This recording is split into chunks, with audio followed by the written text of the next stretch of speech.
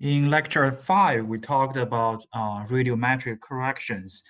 We need radiometric corrections in remote sensing because there are errors from remote sensing systems. There are also interference from atmosphere of the Earth. They both, errors and atmospheric interference both affect the quality of remote sensing imagery. So we need to do radiometric corrections to, to improve the quality of remote sensing imagery. In this lecture, lecture 6, we're going to talk about geometric correction. So specifically, I'm going to introduce internal and external geometric errors first. You can see that these errors, again, they are the reason why we need geometric corrections. And then I'm going to introduce procedure of geometric correction, including the concept and the employment of GCPs, okay, ground control points, and geometric transformation, image resampling, accuracy assessment of geometric corrections. Okay, and at the end of this lecture, I'm going to introduce a special method called mosaicing for geometric correction. So first thing first, let me just address some concepts first for geometric correction. So first thing first, what is geometric correction? So it is placing the reflected, emitted, or backscattered measurements or derivative products, remote sensing products, in their proper planimetric location, so they can be associated with other spatial information in a geographic information system or spatial decision support system. So it is the process of transforming image data so as to create an image oriented to map coordinates in a specific map projection. Sounds complex, but let me translate these two paragraphs a little bit. So in real world, for example, you are living in a city and you know that there is a famous building in your city, it's a landmark. You know its actual location in the real world, right? You can say it's in the corner of that street and that street. That's good enough for you. But when we're looking at a map, especially when we're looking at a remote sensing image, we need to know the real world coordinates of each pixel. Okay, that's very important. You need to know the exact latitude and longitude of that building. For example, if that building occupies only 1 pixel in a remote sensing image, you need to know that pixel's latitude and longitude in the real world to what? To locate that specific building in a GIS system. Okay, so how to connect a pixel to a real world location or a pair of coordinates? That's actually the task of geometric correction. And matching each pixel to a real world location is the purpose. Okay, a raw remote sensing image does not have a coordinate system in it. You have to assign a coordinate system for a remote sensing image so each pixel can be located in the real world. Each pixel can be linked to a pair of coordinates in the real world. And that's the basic of geometric correction. And beyond that, sometimes there is geometric distortion in a remote sensing image, which means that the shape or the location of that building we mentioned before may be different from the real world. That is something we do not want, but if that happened, it is done. We need to do some operations to eliminate or at least to improve the quality of the image in terms of its geometry. Okay, that building's shape, a street's shape. A street should be a let's just say a street in the real world is a straight one, but due to the distortion, that street is actually a curve in your remote sensing image. That's a very typical geometric error, or say geometric distortion. We need to correct it. Okay, so basically, in one word, the purpose of geometric correction is to make sure that each pixel in your image has a correct pair of what? Of coordinates, latitude and longitude. Okay. Okay. So there are different sources of geometric arrows, just like radiometric arrows. There are internal geometric arrows. They are from Earth's rotation and curvature and scanning system itself. There are also external geometric arrows, for example, the variation of altitude of the aircraft who carries the remote sensing system, right? Or there could be some random movements from the aircraft, okay, and not necessarily random. Let's just say all movements from the aircraft carrying the remote sensing system could have geometric impact on your remote sensing imagery. Okay, so two types of errors. Let's just examine them one by one. So first type, internal geometric arrows, they are introduced by the remote sensing system itself or in combination with Earth's rotation or curvature characteristics. These distortions, they're often systematic, which means they're predictable because remote sensing system is designed and produced by humans, right? So we know the pros and cons, especially their weakness. So they are actually predictable. Okay, and in terms of the Earth, we can use mathematical equations to address the rotation and the curvature of the Earth. So it's also predictable. Predictable. Let's just use another word. There is pattern for systematic errors. There is pattern for systematic errors from your remote sensing system. There is also pattern for the rotation of the Earth, for curvature of the Earth, right? So they might be identified and corrected using pre-launch or in-flight platform corrections. Okay, ephemeris or ephemeris. So it means that okay, these arrows, internal geographic arrows, they are there for sure, and they are predictable. They are relatively stable, so they're relatively easier to or simpler to deal with. Okay, and geometric distortions in imagery that can sometimes be corrected through analysis of sensor characteristics and ephemeris data. Okay, like I said, sensor characteristics, we actually know them before launching them, right? Because they were designed by scientists and engineers. And about the rotation and the pattern of Earth's movement is also something we know. Okay, so actually, they're relatively easier to deal with, to address. Okay, on the other hand, external geometric arrows, they are not that stable. So which means that it's not so easy to deal with, so straightforward to deal with, okay? External geometric arrows, they're usually introduced by phenomena that vary in nature through space and time. That's the tricky part. There is variation in nature through space and time. Okay, the most important external variables, I mentioned that before, that can cause geometric error in remote sensing. In remote sensor data are random movements by the aircraft.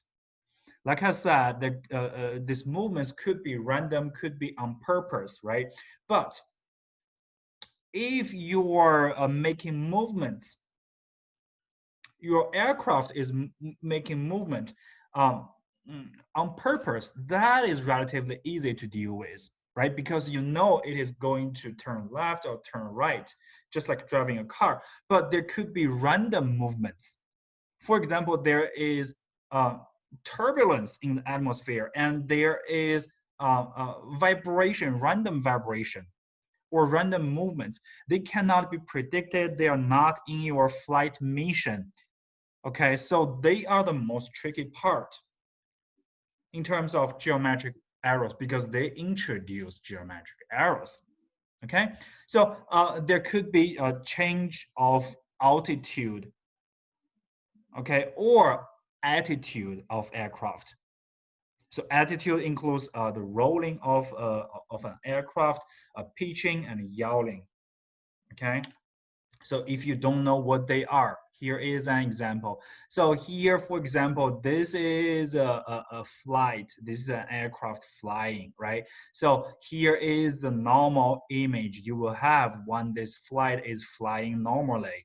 But if there is rolling, which means the gesture of the aircraft is changing, it is rolling. If it is rolling on a specific direction, you will see that um, for example, if this aircraft is rolling to, say, to the right, then the left part of your image will be surprised. Okay, if your aircraft is rolling to the right, is rolling to the left, and then the right part of your what of your image will be suppressed. Okay, there could be also pitch, which means the head of the aircraft is going up or is going down. Similarly, the part of your image will be distorted due to this movement. The difference between this distortion and the distortion caused by rolling before is that it's the upper half of the image or lower part of the image will be surprised. And also, if the direction of the aircraft is changing, okay, the orientation of your image will also change. This could also lead to geometric distortion. So you can say this is much more complex than than the arrows introduced by sensor itself or the arrow introduced by the movement of the Earth. Okay. So correction of geometric errors, how to deal with them. For systematic errors, apply formulas derived by modeling the nature and the magnitude of the sources of the distortions. For example, we can use mathematic equations to quantify, to address the characteristics of your sensor, the characteristic of Earth movement. Okay, as long as we can use accurate equation to address them and they do not change, they're relatively stable, right? Once a sensor is designed and produced, all those characteristics, they have been decided. And in terms of the Earth, I mean, Earth's rotation is a relative stable process, right? When we're looking at the whole Earth, right? So they can be removed at the satellite ground stations, which means that end users of remote sensing imagery, as an end user, you don't actually have to worry about the systematic errors from the sensor, from the movement of the Earth. Usually they have been dealt with before NASA, USGS, or any satellite imagery company distributing data to end users. So this part is relatively easy to address. So the second part, external or non-systematic errors, you need to identify something called GCPs, ground control points, and mathematically modeling the geometric distortion using an nth order polynomial equation. This equation is established to address the mathematical relationship between a reference map and your remote sensing image with geometric distortion, or your remote sensing image without any geometric reference system. So if you ask what's the similarity between the solutions of for systematic errors and the solutions for external errors, the similarity is that they both rely on mathematics. But for systematic errors, because of the stability of remote sensor characteristics and Earth movement, these equations, these mathematic equations, they are stable. They're right there. You just need to use them.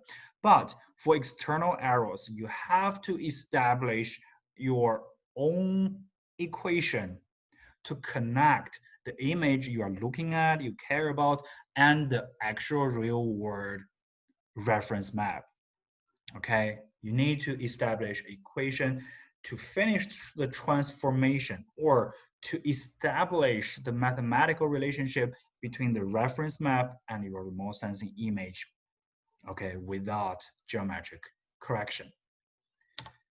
Okay, or another method for external errors, rectification procedure corrects non-systematic errors and georeferences image data without explicitly identifying the source of the distortion.